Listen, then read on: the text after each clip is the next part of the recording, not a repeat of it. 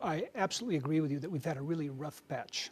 And that rough patch has, is included even more than those questions that you've talked about. It's not only about the American-Pakistani relationship, it's about Pakistan's changes as well, the assassination of Governor Taseer, the assassination of Minister Bhatti, the economic issues that we're so committed to working on. There are a lot of problems here, and you're right. And the elements that you mentioned have made our relationship go into a troubled time, and it makes us less able to help.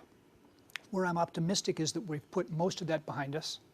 The issues you mentioned are still on the plate. We still have to have discussions, but there was a period in February and some of March where we really just weren't having good ties. We didn't have a process of working with one another.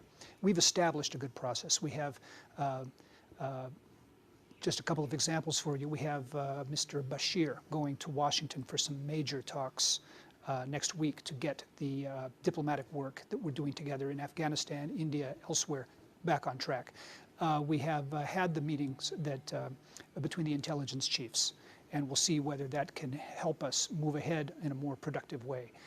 We have three of our biggest military brass coming: General Dempsey, General Petraeus, Admiral Mullen will be here next week.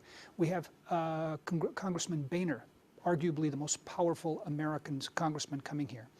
So while I take your point that it's been a very rough patch, where I'm optimistic is that we're on the road to having some better conversations to address the key issues that we want to deal with, to get the agenda back onto how we can help Pakistan, where we can engage.